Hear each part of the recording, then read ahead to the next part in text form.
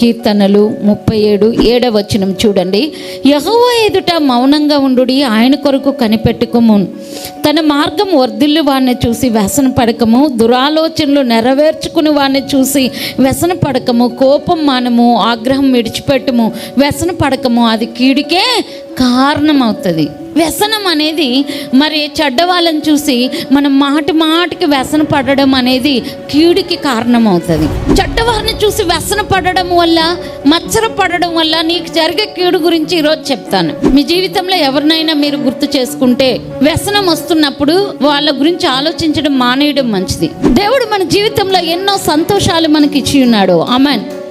కానీ చెడ్డవారిని చూసి వ్యసన పడుతూ, చెడ్డవారిని చూసి మచ్చర పడుతూ దేవుడిచ్చే ఆనందాన్ని నువ్వు అనుభవించలేకపోతున్నావు.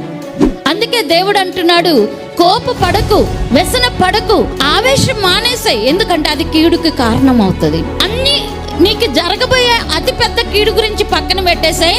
నీ ఎదురుగా ఉన్న నీ భార్యతో నువ్వు సంతోషించలేవు, నీతో ఉన్న నీ పిల్లలతో నువ్వు సంతోషించలేవు, నీకు కలిగిన నష్టం గురించే నువ్వు బాధపడుతూ ఉంటావు. అందుకే నీ జీవితంలో జరిగిన బాధ, నీ జీవితంలో జరిగిన దుఃఖం, నిన్ను బాధ పెట్టిన వారిని నువ్వు క్షమించగలిగితే ఈరోజు నువ్వు గొప్ప సంతోషంతో ఇక్కడి నుంచి వెళ్తావు. గొప్ప సంతోషంతో. నువ్వు క్షమించలేనన్ని రోజులు నువ్వు ఆనందించలేవు. నీకు మనుషులు కీడు చేశారు, దేవుడు కాదు. నమ్మితే ఆయన్ని క్లాప్స్ కొట్టి మహింపరచండి. నీకు జీవితంలో ఎప్పుడు కూడా దేవుడు అన్యాయం చేయలేదు, మనుషులు అన్యాయం చేశారు. కానీ మనుషులు చేసిన అన్యాయాన్ని ముందు పెట్టుకొని దేవుడిచ్చిన గొప్ప ఆనందాన్ని నువ్వు అనుభవించలేకపోతున్నావు. ఎవరి జీవితంలో దేవుడు నాకేమి ఇవ్వలేదో అని మనం అనలేము, ఎందుకంటే ఆయన మనం సంతోషించగలిగినవన్నీ ఇచ్చాడు. నా జీవితంలో నాకు చిన్నప్పటి నుంచి కలిగిన బాధ దేవుడిచ్చిన సంతోషంతో పోలిస్తే చాలా చిన్నది. ఆ చిన్నదాన్ని ముందేసుకొని దేవుడు నాకు ఇచ్చిన పరిశుద్ధాత్మ దేవుని అందరి ఆనందాన్ని నేను కోల్పోదలుచుకోలేదు.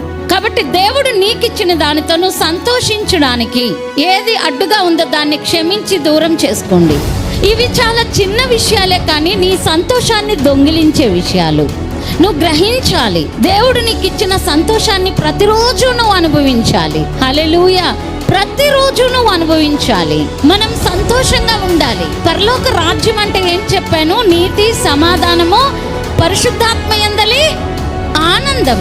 సో పరిశుద్ధాత్మలో ప్రతిరోజు మనం ఆనందించాలి. నీకు ఎవరి ద్వారా సంతోషం పోతుందో వారి గురించి నువ్వు ప్రార్థించాలి. హల్లెలూయా. ఒకటి, వాళ్ళని మార్చు ప్రభువా, లేదా నాకు దూరంగా పెట్టు ప్రభువా, ఎందుకంటే నా సంతోషం కోల్పోవడం నాకు ఇష్టం లేదు.